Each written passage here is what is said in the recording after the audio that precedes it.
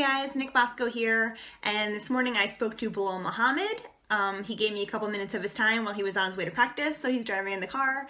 But we got to speak about his upcoming match on December 19th against Sean Brady, the fighters that he asked for, talking a little bit about the welterweight division and the ranked fighters and where he sees himself going forward and his training. So I hope you guys enjoyed it. Congratulations on the fight that you have coming up. That must be exciting that now you have an actual date in mind.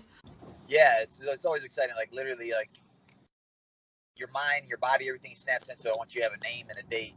It like changes everything up. So just happy I finally got a target point.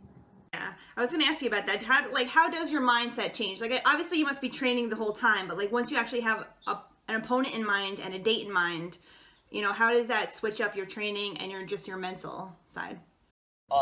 Mostly for me, it's just more so like, all right, now I know I got to eat more cleaner. Um, you pick up your like my running, my road work a little more. Because like you said, I'm always training no matter what. But now that I have a date and I have a name, it just makes everything more focused. So now it just like turns up the intensity of each practice. So like before, I wouldn't like I'm not sparring or anything outside of if I don't have a camp or anything like that. So now it's all right. Now I got to edit spar days. Now I got to add in more conditioning days. Turn my strength programming into more MMA based instead of just building muscle.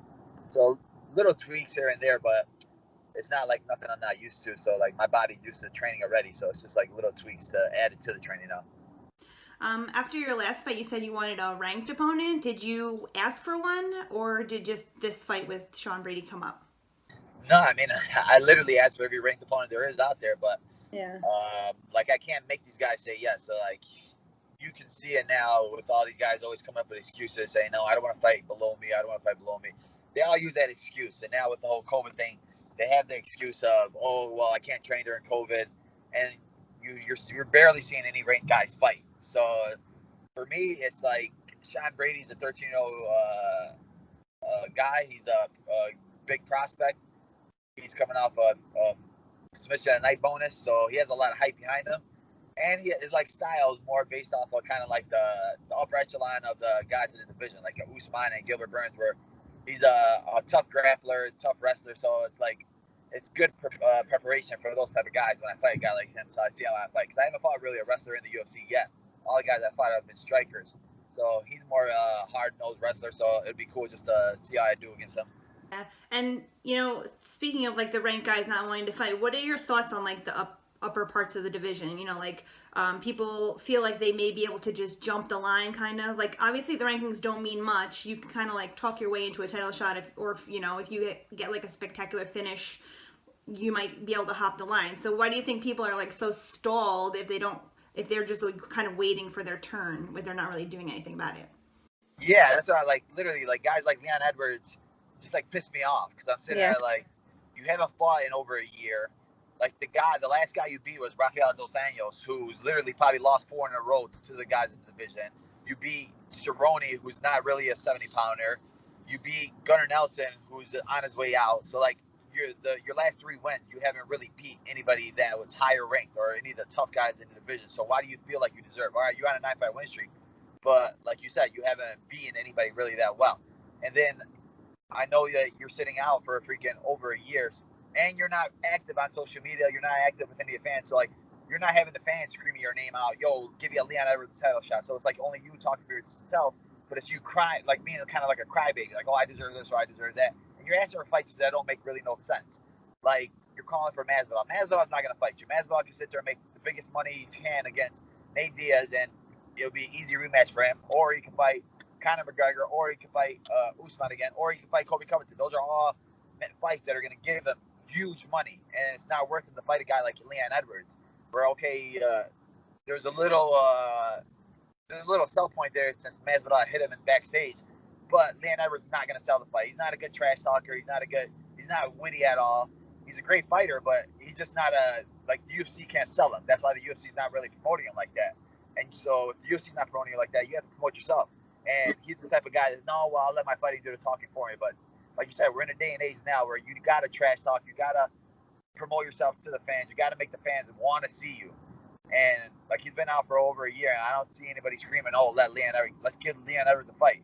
Like Wonder Boy's fight makes sense. Like you're sitting there saying, "Oh, Wonder Boy got knocked out the fight before last," but literally Wonder Boy probably has 3 times as many followers as you, and Wonder Boy's one of the landmarks of the division. So like everybody knows Wonder Boy, and he's a great fighter. So like, yeah, he got caught by Anthony Pettis, but like he's been in the top of the division for how many years? So that's a fight that actually makes sense, and that's one of those fights. All right, you beat Wonder Boy decisively. All right, well, Leon never deserved a title shot for sure. Mm-hmm. Yeah, I was gonna ask you a little bit about like the social media and the trash talking and stuff. Like your social media seems to be more like on the fun side. Like, are you kind of being more like take the respectful route where you're not really gonna get into that trash talk, or if the opportunity presents itself, will you get down and dirty with those guys? No, yeah, like for me, it's like I'm not gonna fake it. I'm not gonna sit there and go Kobe Covington and like just call everybody trash and yada yada yada.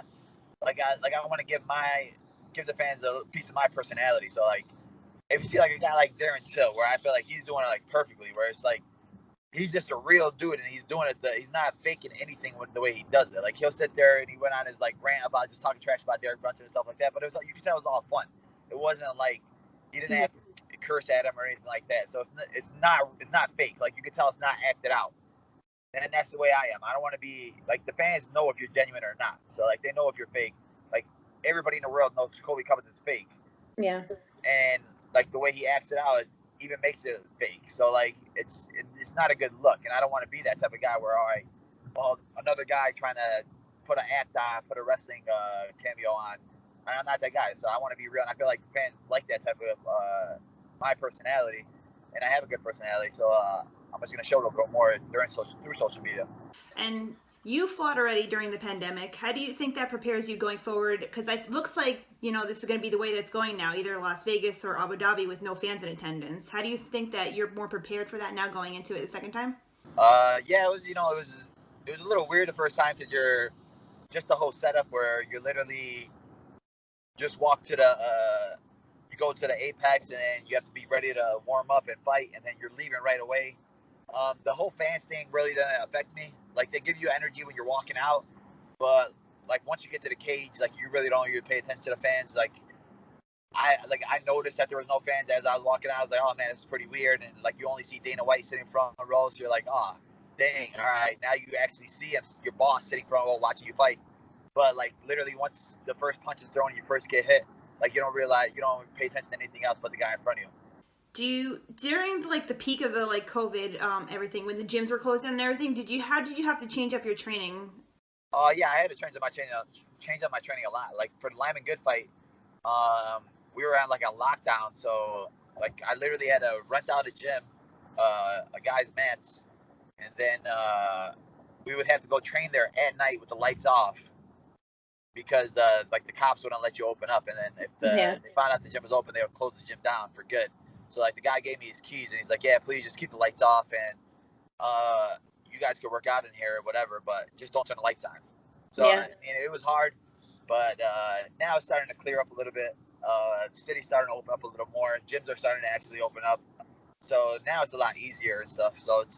But it's just more so like before I was doing my camps at Rufus Sport. Now I'm just staying in Chicago full time, and I'm training down here.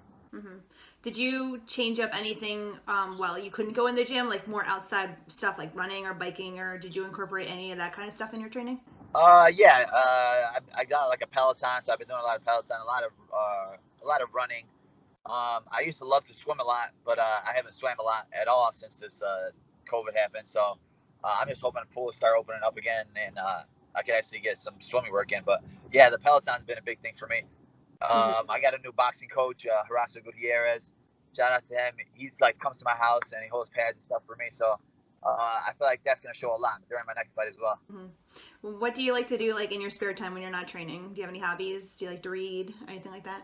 I do a lot of audiobooks. I don't know if people consider that reading. I consider that reading. Yeah, So I I get consider an reading. audiobook. Like I want to have a bookshelf just full of audiobooks I listen to, and so yeah, I like to do that. Just basically Netflix. I got into gaming for a little bit during when the COVID was first happening. You're stuck in there, but yeah, I'm done with that now. It was one of those. I was getting too attached to it, and I was like literally staying up until like 4 a.m. So I was like, all right, I need to cut that off. And you have your Remember the Show, the Anik podcast and stuff like that. That's like a lot of fun. Your last one was pretty funny. How did you come up with the idea of like with the face smashing and all that stuff? I wanted to do something different. And a lot of people, there's like a million guys that have their own podcast. Like everybody's talking about the same thing, the same fights the weekend, what the upcoming fights. So like I wanted to do something different. Like now, basically, it's like a race to see who comes out with their show on Monday or right after the fights on Sunday. And then Mm-hmm. fans are listening to that one, and it's all the same thing. Like you don't want to regurgitate the same thing. So like I wanted to bring it to like a game show type aspect to like the MMA world, where like a lot of fighters. Like for me, like I would love to be on a game show. I love watching game shows. I love challenges. I love competition. So like, and I know a lot of people would like that too. But they'd never get a chance to be on a real game show. So like this right here, I think it'd be cool. Just give the fighters a different look, and then when they come on my show, like they show a different side of their personality. Where it's like you're not asking them the same questions about, how's training going? When's the next fight? What's up? But it's like a game show. Like when you see that type of thing, when you see like the face smashes and like the filters and stuff like that, like you see like them having more fun with it. That's why I want to show like different side of fighters, and everybody likes to win, so it's like the competition aspect of it is a big thing too. Where I know no fighter wants to lose anything, so it just makes the competition that much better when you have guys that actually want to participate and like have fun with the game. Is that like a possibility? Like after your fighting's over, do you want to be like a game show host, or are you like laying the bricks down for like retirement? Yeah, I mean for sure. I like. For me, like anything in the entertainment business, I want to do. Like I feel like I'm an entertaining guy, and I feel like I should be like in those type of roles.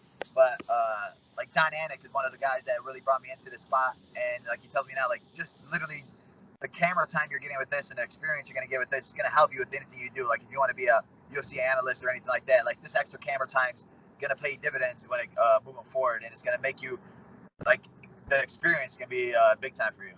And I was like, oh, yeah, that's a good point. Like every show, I feel like I'm getting a little better with it.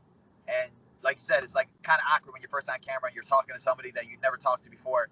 Mm-hmm. But it starts getting easier nowadays. Like I don't want to make it more like I don't want to give it the interview aspect. I want to be more like just two friends talking type thing. So like that, I need to get to that level where of comfort with fighters and stuff.